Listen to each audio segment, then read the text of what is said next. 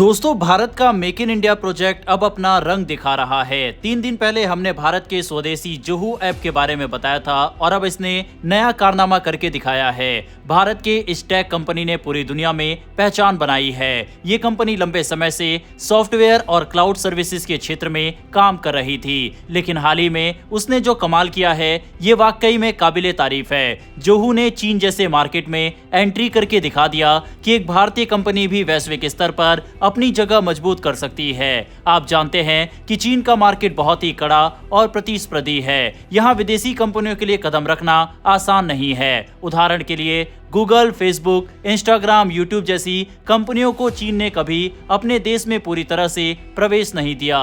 ऐसे में जोहू का वहां कदम रखना वाकई में बहुत बड़ी उपलब्धि है। जोहू ने चीन में अपने अलग वेबसाइट और डेटा सेंटर स्थापित किए ताकि वह अपनी सेवाएं जैसे CRM, Zoho mail, Zoho books, Zoho creator, Zoho work drive और अन्य टूल्स वहां के यूजर्स और कंपनियों को दे सके। इसके अलावा जोहू ने चीन की लोकल कंपनियों के साथ पार्टनरशिप करके वहां की मार्केट में अपनी मजबूत पकड़ बनाई है। ये सिर्फ आर्थिक दृष्टिकोण से ही महत्वपूर्ण नहीं है, बल्कि भारत की टेक्नोलॉजिकल ताकत और जियोपॉलिटिकल स्थिति के लिहाज से भी बड़ी जीत है। एक भारतीय कंपनी ने चीन के मार्केट में अपनी पहचान बनाई, ये वाकई गर्व की बात है। इसी बीच इंडिया में जोहू लगातार नई चीजें पेश कर रहा है। उन्होंने व्हाट्सएप के विकल्प के तौर पर अपना मैसेजिंग ऐप अराताई लॉन्च किया है। इसके बाद गूगल क्रोम के मुकाबले एक नया ब्राउजर भी पेश किया जिसका नाम है ओला ब्राउजर। इस ब्राउजर में प्राइवेसी फर्स्ट फीचर्स दिए गए हैं, मतलब कोई भी ऐड नहीं दिखेगा,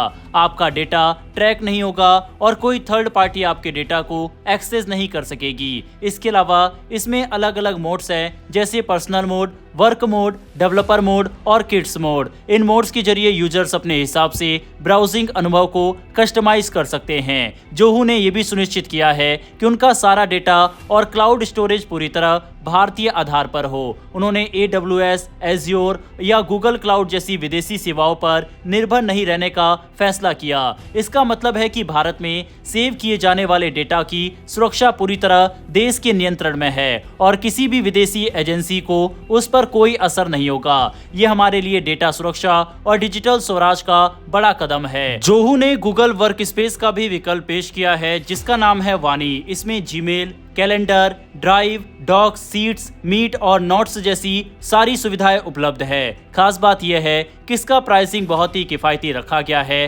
गूगल वर्क स्पेस की तुलना में वानी केवल 240 रुपए प्रति महीने में उपलब्ध है। ये भारतीय यूजर्स और छोटे व्यवसायों के लिए बेहद उपयोगी साबित होगा। जोहू की सफलता सिर्फ उत्पादों तक ही सीमित नहीं है। उन्होंने अपने सभी टूल्स और एप्लीकेशन में यूजर्स की प्राइवेसी और डेटा सुरक्षा को प्राथमिकता दी है। चाहे आप जोहू मेल का इस्तेमाल कर रहे हो या जोहू वर्क ड्राइव, सभी प्लेटफॉर्म्स में आपका डेटा सुरक्षित रहता है। जोहू ने यह सिद्ध कर दिया है कि प्राइवेसी और सुरक्षा के साथ व्यावसायिक सॉफ्टवेयर भी बहुत प्रभावी हो सकता है। एक और दिलचस्प पहल है जोहू का अराताई मैसेजिंग ऐप। ये ऐप व्हाट्सएप का सीधा मुकाबला करता है। इसमें यूजर्स को एंड टू एंड इंक्रिप्शन मिलता है, यानी आपका मैसेज पूरी तरह सुरक्षित रहता है। इसके अलावा जोहू ने अपने ब्राउजर और वर्क टूल्स को भी इस तरह डिजाइन किया है कि यूजर्स की प्राइवेसी हमेशा बनी रहे। जोहू का ये कदम सिर्फ व्यावसायिक दृष्टिकोण से महत्वपूर्ण नहीं है, बल्कि ये भारत की टेक इंडस्ट्री के लिए गर्व की बात भी है। चीन और भारत जैसे बड़े मार्केट में जोहू ने अपनी जगह बनाई है और ये दिखाया है कि स्वदेशी कंपनियां भी ग्लोबल स्तर पर सफल हो सकती है। ये आत्मनिर्भर भारत के विजन के लिए भी एक प्रेरणा है। इसी बीच जोहू ने अपने सभी टूल्स में AI और ऑटोमेशन को भी शामिल करना शुरू कर दिया है। इसका मतलब है कि यूजर्स अपने काम को और तेज और स्मार्ट तरीके से कर सकते हैं। जोहू CRM, जोहू डेस्क और जोहू क्रिएटर जैसे प्लेटफॉर्म्स में AI फीचर्स की मदद से डेटा एनालिसिस, रिपोर्टिंग और काम की प्रोसेसिंग अब पहले से बहुत आसान हो गई है। जोहू की ये पूरी रणनीति भारत की डिजिटल स्वतंत्रता को और भी मजबूत करती है। देश के पास अब एक मजबूत टेक कंपनी है जो न केवल भारत में बल्कि विदेशों में भी भारतीय टेक्नोलॉजी की ताकत को दिखा रही है। ये साबित करता है कि हम सिर्फ सॉफ्टवेयर यूजर्स नहीं है, बल्कि अब हम टेक क्रिएटर्स और ग्लोबल इनोवेटर्स भी है। जोहू ने दिखाया है कि भारतीय टेक इंडस्ट्री में कोई कमी नहीं है।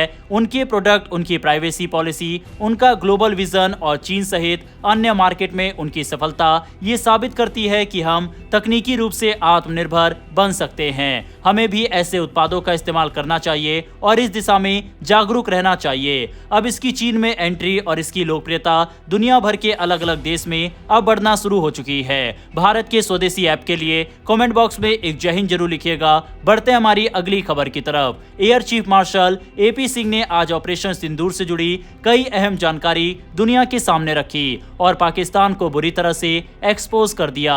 IAF chief air marshal AP Singh ने बताया कि मई में हुए ऑपरेशन सिंदूर के दौरान भारतीय वायुसेना ने पाकिस्तान के 8 से 10 लड़ाकू विमानों को नष्ट कर दिया। इनमें अमेरिकी F-16 और चीनी J-17 शामिल थे। एपी सिंह ने यह भी कहा कि पाकिस्तान की तरफ से भारत के कुछ विमानों के खोने की खबरें केवल मनोरम कहानियां हैं, यानी ये पूरी तरह झूठी है। एपी सिंह ने ऑपरेशन सिंदूर के दौरान पाकिस्तान के नुकसान का पहली बार पूरा ब्यौरा पेश किया। उन्होंने बताया कि हवाई हमलों में भारत ने 4 से 5 F-16 और J-17 क्लास के लड़ाकू विमान और एक सर्विलेंस एयरक्राफ्ट मार गिराया। इनमें से एक लंबी दूरी का हमला लगभग 300 किलोमीटर अंदर पाकिस्तान में हुआ, जो या तो अवेक्स या SIGINT सर्विलेंस विमान था। इसके अलावा 5 हाईटेक लड़ाकू विमान भी मार गिराए गए। एपी सिंह ने इसे साल की सबसे बड़ी उपलब्धि और IAF की हाईलाइट ऑफ द ईयर बताया। जमीनी हमलों की बात करें तो भारतीय वायुसेना ने पाकिस्तान के कई ठिकानों सटीक हवाई और जमीनी स्ट्राइक की। एपी सिंह ने बताया कि जमीन पर 4 से 5 F-16 विमानों को तबाह किया गया। इसके अलावा भारत ने 4 रडार सिस्टम, 2 कमांड और कंट्रोल सेंटर, 2 रनवे, 3 हैंगर और एक surface to air missile system को पूरी तरह नष्ट किया। यह हमला पाकिस्तान के लिए रणनीतिक और मानसिक दृष्टि से भारी झटका था। IAF चीफ ने साफ कहा कि इस ऑपरेशन ने पाकिस्तान को उस स्थिति में ला दिया कि उन्हें युद्ध विराम की मांग करनी पड़ी। एपी सिंह ने यह भी बताया कि ये सारे विवरण एयरफोर्स की पोस्ट स्ट्राइक असेसमेंट का हिस्सा है। उन्होंने जोर देकर कहा कि ये न केवल एक सटीक हमला था, बल्कि पाकिस्तान पर मानसिक दबाव डालने वाला भी साबित हुआ।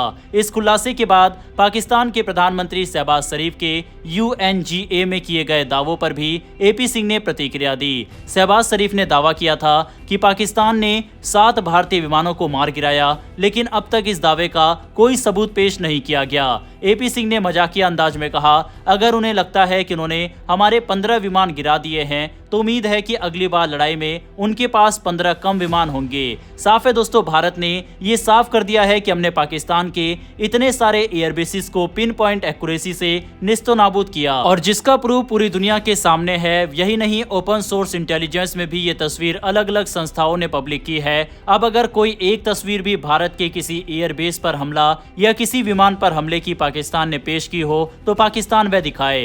हालांकि ये कोई नई बात नहीं है, पाकिस्तान की पुरानी आदत है। पाकिस्तान 4 युद्ध भारत से हारा है, उसके बावजूद वह अपनी किताबों में झूठी कहानियां लिखवाता है, जबकि हकीकत में हम सभी को पता है पाकिस्तान दुनिया की इकलौती ऐसी सेना है जिसके एक साथ 93,000 सैनिकों ने सरेंडर किया था। जबकि पाकिस्तान ये भी नहीं मानता, तो पाकिस्तान को उसके झूठे प्रोपेगेंडे में जीने देते हैं। बहरहाल इस वीडियो में इतना ही। अगर आपको ये इन्फॉर्मेशन और वीडियो पसंद आई हो तो वीडियो को लाइक करके हमारी आने वाली डेली डिफेंस और वर्ल्ड अफेयर से जुड़ी ऐसी डेली वीडियो के लिए नीचे दिए गए सब्सक्राइब बटन को प्रेस कर बेल आइकन को जरूर दबा लें। फिर मिलेंगे ऐसी एक नई वीडियो के साथ। धन्यवाद। जय हिंद, जय भारत।